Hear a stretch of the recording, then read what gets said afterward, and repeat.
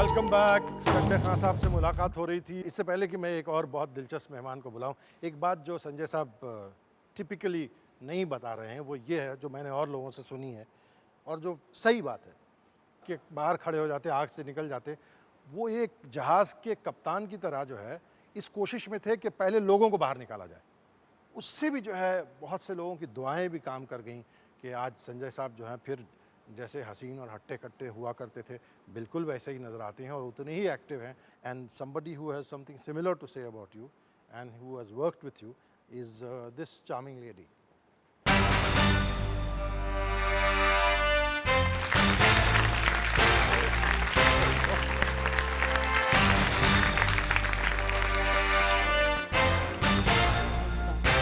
आदाब Maya ji, how are you? आप कब से जानती हैं संजय साहब? हम एक डिनर पे गए थे और बातें चल रही थी। उन दिनों ये शायद टीपू सुल्तान बनाने की सोच रहे थे। इत्तेफाक से मैंने सॉर्ड ऑफ टीपू सुल्तान पढ़ रखी थी, तो जब जिक्र हुआ तो मैंने ऐसे ही कहा कि Tipu was 1000 years ahead of his time. तो ही सेड कि how do you know about Tipu? I said I have read a book called sword of Tipu Sultan. फिर हमारे फ्रेंड्स ने कहा कि हेल फेलो वेल मेट, कहाँ थी आप? मैं तो कब से ढूंढ रहा हूँ ऐसे लोगों को जो किताब पढ़ चुके फिर हो। उन्होंने कहा कि जब मैं सोच रहा हूँ सीरियल बनाने की, आप उसमें काम करेंगी? मैंने कहा बहुत शौक से काम करूँगी। जितनी खुशी मुझे अब्बास के यूनिट में काम करने में मिली है, शायद एक दो और होंगे और नहीं। पर एक बात बताओ, इनके साथ बहुत झगड़े होते थे, इतने वी आर बडीज़। और जब खिसिया जाते हैं तो हमेशा कहते हैं अरे माया तू तो मुझे शायद दहेज में मिली है। मैं हमेशा जब कभी इनके हस्बैंड और मैं मिलकर षड्यंत्र करते हैं इनके साथ, जब ज़्यादा बोलने शुरू करती है ना तो एक स्टूल लाते हैं, Maya Maya stand on the stool because nobody else can see you. तशरीफ रखिए। एक बहुत अहम पहलू आपकी ज़िंदगी का जिसका जिक्र आपने चलते चलते किया था, यूँ मैं चाहता हूँ उसकी कुछ तस्वीरें देखें फिर उसकी बात करें।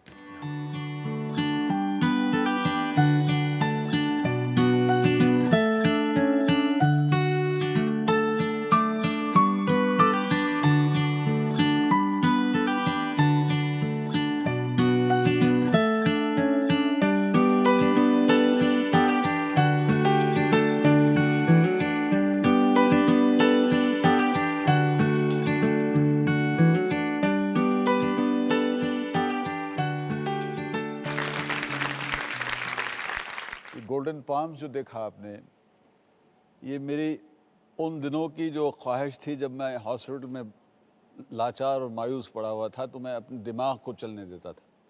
तो मैंने कहा कि ऐसी जगह बनाऊंगा मैं ताकि लोग आएंगे, वहाँ सुकून मिलेगा।